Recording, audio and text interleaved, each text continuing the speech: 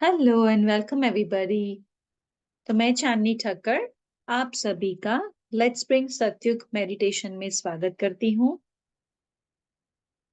तो जैसा कि हम सबको पता है, हम हमारी book many lives many masters का सेल्फ स्टडी कर रहे हैं। हमारी इस बुक के दो मेन कैरेक्टर्स हैं। इस बुक के जो लेखक ऑथर डॉक्टर ब्रायन वाइस, जो एक साइकाट्रिस्ट हैं, और उनके यहाँ एक कैथरीन नाम की पेशेंट आती है। इन दोनों की ये कहानी है। तो जब हमारे doctor Brian Weiss traditional medicine Catherine के ऊपर ट्राई करते हैं, उसको एंजाइटी होती है, पैनिक अटैक्स होते हैं, बहुत सारे फियर्स और फोबियाज होते हैं। पर जब वो कोई मेडिसिन काम नहीं करती हैं, तब हिप्नोथेरेपी थ्रू कैथरीन की ट्रीटमेंट शुरू होती है। तो आज तक के सेशंस में हमने देखा कि कैथरीन की कई सारी हिप्नोथेरेपी के सेशंस हुए हैं, और बिकॉज कैथरीन के सिम्टम्स इतने सीवियर थे, वो हर वीक डॉक्टर को मिलने आती थी। तो वीकली अपॉइंटमेंट्स होती थी। तो इस बार जब कैथरीन एक वीक के बाद हमारे डॉक्टर ब्रायन वाइस के पास आती हैं, तो डॉक्टर कैथरीन जो हिप्नोटिक स्टेट में सारी बातें जो बोलती है पास्ट लाइफ के बारे में, और पास्ट लाइफ एंड होने के बाद जब वो स्पिरिट वर्ल्ड में जाती है,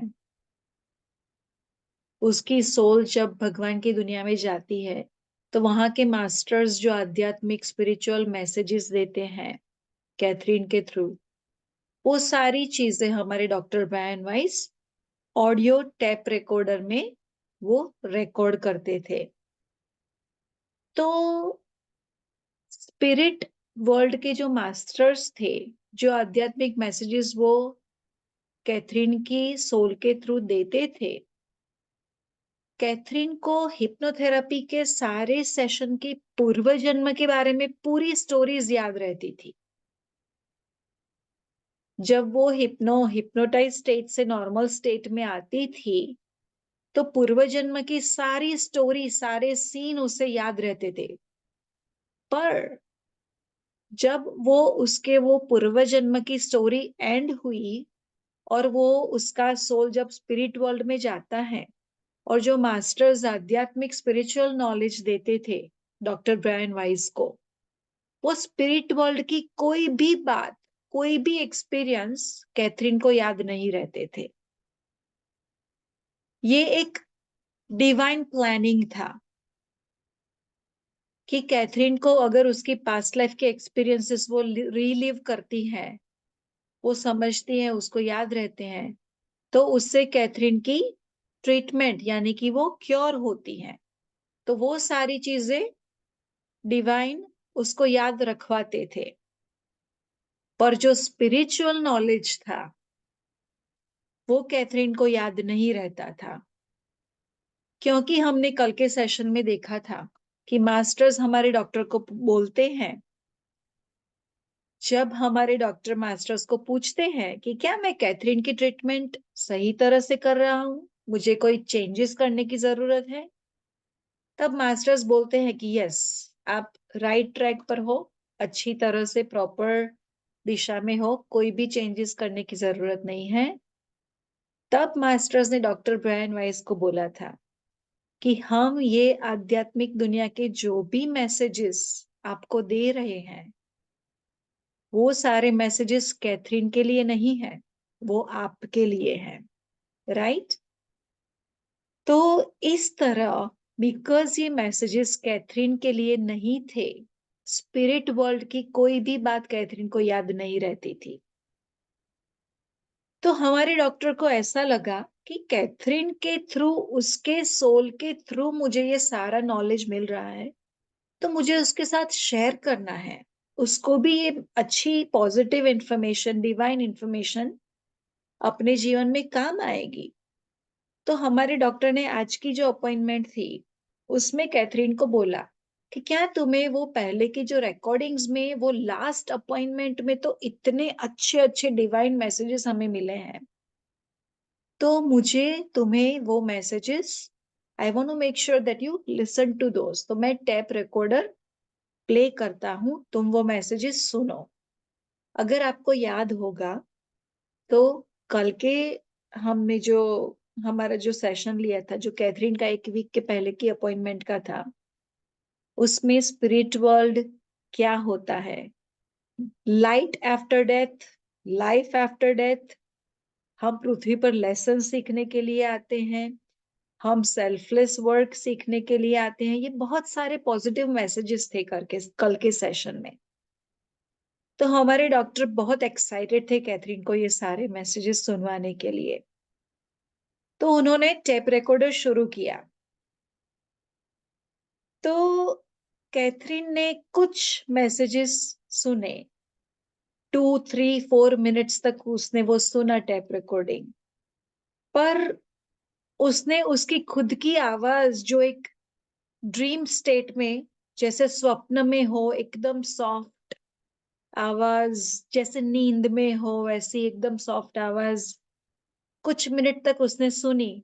पर फिर उसने डॉक्टर को बोला कि नहीं, मुझे तो ये बहुत वियर्ड लग रहा है, this is super strange for me, मुझे नहीं सुनना है, मैं तो अच्छी हो रही हूँ, मैं क्योर हो रही हूँ, I am feeling great, I am feeling happy, मेरे पैनिक अटैक चले गए हैं, मेरी एंजाइटी चली गई है, बहुत सारे डर चले चले गए हैं। अब उसको एक या दो ही डर बाकी रहे थे, बाकी वो पूरी तरह से क्योर हो चुकी थी। तो कैथरीन ने बोला मुझे नहीं सुनना है, आप ये बंद कर दो, मैं बस अपनी अच्छी इमोशनल हेल्थ की के लिए खुश हूं, मेरे लिए यही सफिशिएंट है।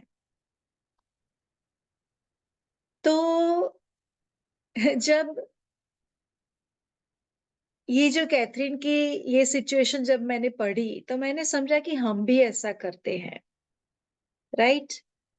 हमें ऐसा लगता है कि मेडिटेशन या ये सोल साइंस या spiritual science 2 minute, 5 minute, 10 minute तक हम सुनते हैं, फिर हमें ये लगता है कि ये सब मेरे लिए नहीं है, I am good in my life, life is good, सब अच्छा चल रहा है। तो हम ये चीजें हमारी प्रायोरिटी लिस्ट में बॉटम में रख देते हैं कि अगर टाइम मिलेगा तो करेंगे, सुनेंगे। तो ऐसा कैथरीन का भी ऐसा हुआ। तो एक बात हमें समझनी है कि स्पिरिट वर्ल्ड, यानी कि ये जो मास्टर्स है, आध्यात्मिक दुनिया है, जो भगवान की दुनिया है, वो ऐसे मैसेजेस, ऐसी बुक्स किस व्यक्ति के सामने रखते हैं। तो मास्टर ने डॉक्टर ब्रायन वाइस को क्लियरली बोला कि ये मैसेजेस तुम्हारे लिए हैं, कैथरीन के लिए नहीं है। यानी कि जो भी सोल, जो भी आत्मा इन मैसेजेस के लिए, इस नॉलेज के लिए रेडी होती है, इतनी परिपक्व होती है कि वो ऐसी बातें सुन सके, समझ सके, अपने जीवन में अप्लाई कर सके और अपनी सोल का ग्रोथ कर सके, ऐसे ही लोगों के सामने ये इंफॉर्मेशन आती है। तो हमें अपने आप को खुश नसीब समझना चाहिए कि डिवाइन को हम सब एलिजिबल लगे इस नॉलेज के लिए। तो हमें अपने होमवर्क में बस इतना ही करना है कि भगवान ने तो मेडिटेशन हमारे जीवन में एंट्री कर दी, अब हम प्रायोरिटी लिस्ट में उसको कहाँ रखते हैं, ये हमारी पर्सनल चॉइस है, right. Soul science, spiritual science exist करता है, ये हम सबको पता चल गया, पर हमें इसमें कितना नॉलेज लेना है, कितना हमें सच्चा लगता है, राइट, कितना हमें दूसरों के साथ शेयर और स्प्रेड करना है, ये सारी चीजें हमारी खुद की चॉइस है। तो अगर हम इस जन्म में, इस मनुष्य जन्म में ये information, meditation and soul science को हमारी प्रायोरिटी लिस्ट में अगर बॉटम में रखेंगे कि अगर टाइम मिला, अच्छा लगा तो करेंगे, राइट। तो अगर इस जन्म में नहीं तो आगे के 5, 10, 50, 100 1000, किसी भी जन्म में, आज नहीं तो कल, हर एक व्यक्ति को मोक्ष के पाथ ऊपर आगे बढ़ना है, जिसके लिए मैं आत्मा हूं, हर एक व्यक्ति आत्मा है। ये जब तक उसको रियलाइज नहीं होगा, तब तक हमारा मोक्ष प्राप्ति कभी नहीं होगी। तो अगर इस जन्म में नहीं तो बाकी के 500,000 जन्म के बाद भी अल्टीमेटली तो हमें इसी रास्ते पर आना है, चाहे हम आज आए या 500 जन्म के बाद आए, वो हमारी खुद की चॉइस है, राइट। तो इसीलिए एवरीडे हम हमारे सेशंस में एम्फेसाइज करते हैं, आपके थ्रू एक भी व्यक्ति इस पैथ पर आया तो आपका ये जीवन सक्सेसफुल हो गया। आप स्पिरिट वर्ल्ड में जाके एटलीस्ट हम मास्टर्स को और डिवाइन को ऐसा बोल सकते हैं कि मैंने ये एक अच्छा कार्य किया, राइट। तो इस तरह हमें मेडिटेशन और स्पिरिचुअल साइंस का जितने लोगों तक हो सके, हमारे फैमिली, फ्रेंड्स, रिलेटिव्स, को वर्कर्स, जितने भी लोगों तक हम पहुंचा सके, हमें पहुंचाना चाहिए, राइट। तो अब कैथरीन की बात पर आते हैं। तो बिकॉज कैथरीन अब अच्छे से इम्प्रूव होने लगी थी, तो हमारे डॉक्टर को अब ऐसा लगा कि अब पता नहीं कैथरीन के और कितने सेशंस होंगे। अब मुझे ये जो स्पिरिचुअल नॉलेज मिल रहा है कैथरीन के थ्रू, मास्टर्स के थ्रू, अब पता नहीं कितना नॉलेज मुझे मिलेगा। अगर वो अच्छी हो जाएगी तो उसकी अपॉइंटमेंट्स कम हो जाएगी। तो कैथरीन आज के सेशन के लिए अब हिप्नोटाइज होती हैं और वो बोलती हैं कि मैं एक बड़े बिल्डिंग में हूँ। इस बिल्डिंग का जो सीलिंग है वो ब्लू एंड गोल्डन कलर का है। मेरे साथ बहुत सारे लोग हैं इस बिल्डिंग के अंदर। हम सब ने एकदम पुराने और डर्टी कपड़े पहने हैं, रोब्स पहने हैं, जो बहुत पुराने और क्लीन भी नहीं है।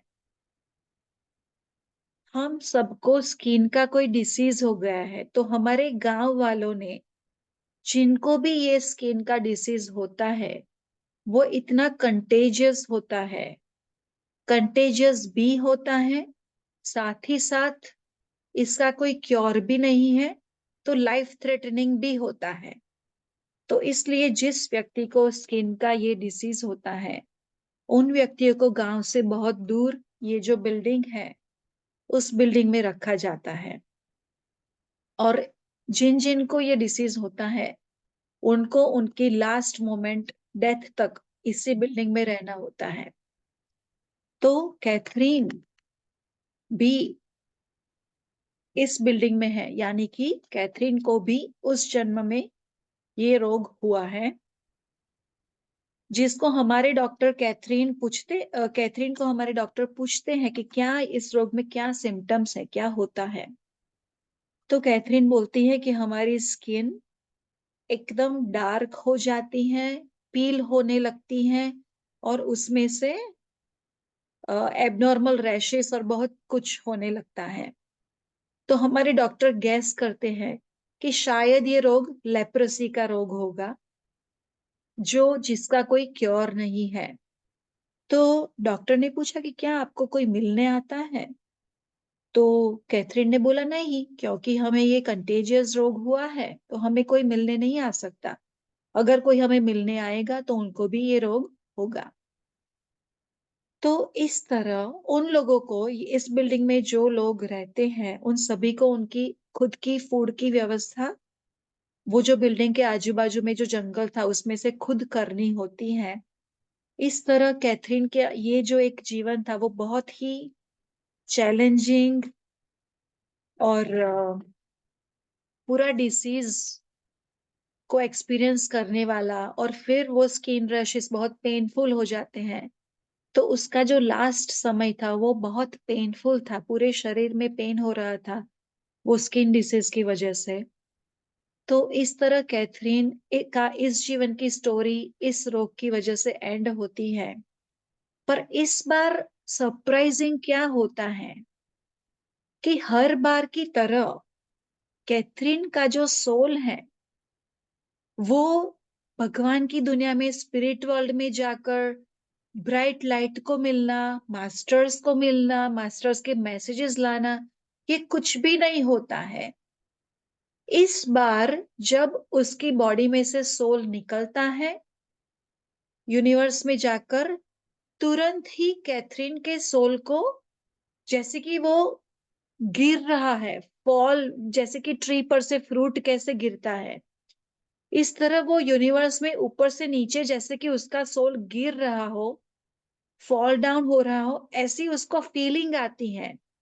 और तुरंत ही उससे पता चलता है कि उसका सोल दूसरे शरीर में एंटर हो रहा है, यानी कि उसका तुरंत ही दूसरा जन्म हो जाता है।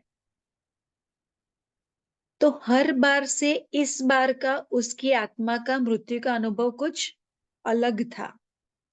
तो ये जो तुरंत ही उसका सोल दूसरे शरीर में एंटर हो जाता है, ये जो उसका जन्म है, वो हमारे डॉक्टर उसको पूछते हैं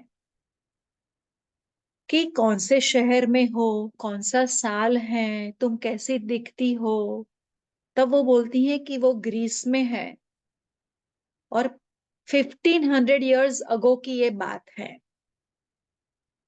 और इस जन्म में उसके जन्म के बाद क्या समय फास्ट फॉरवर्ड करती है। डॉक्टर बोलते हैं कि अब तुम समय में आगे जाओ जब तुम बड़ी हो चुकी हो। तब फास्ट फॉरवर्ड करके जब हमारे डॉक्टर प्रश्न पूछते हैं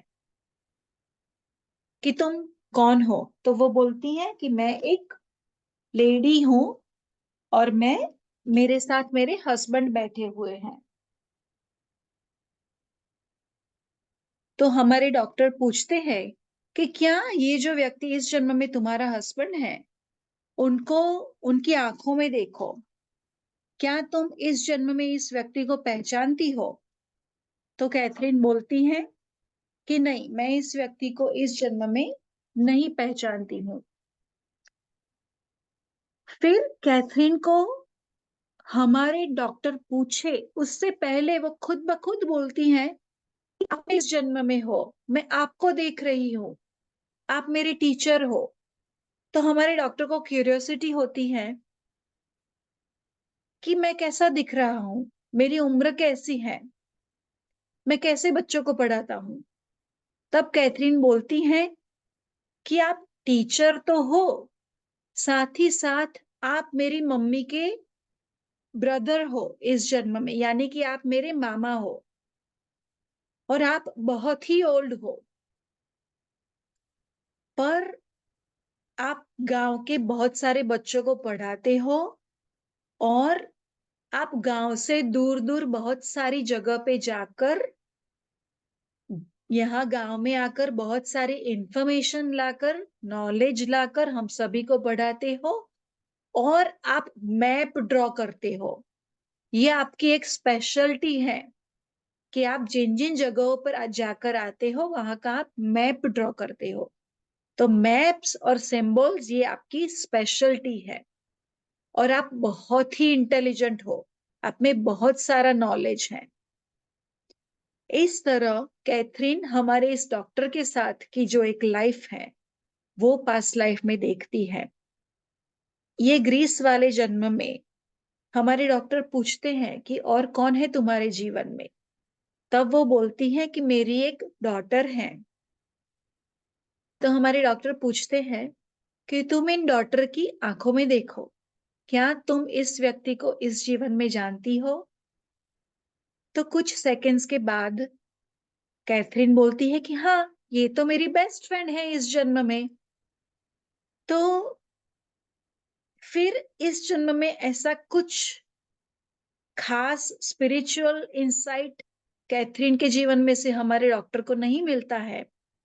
पर हमारे डॉक्टर ये बात एम्फेसाइज करते हैं इस जीवन पर से कि हम सब एक दूसरे को हर एक लाइफ टाइम में कुछ ना कुछ relationship, neighbour, friend, teacher, spouse, kids, parents, uncles, aunts, अलग अलग रिलेशनशिप में हम एक दूसरे को जन्म जन्म मिलते रहते हैं।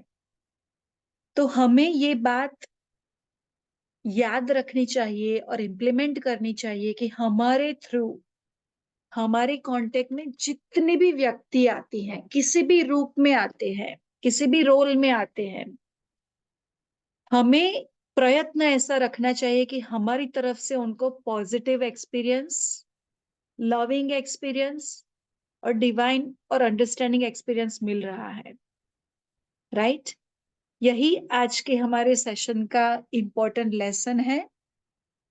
तो जबकि हमारे डॉक्टर ने कैथरीन को एक लास्ट मैसेज पूछा कि तुम्हारी डॉटर की आंखों में देखो, क्या तुम इस व्यक्ति को इस जन्म में जानती हो?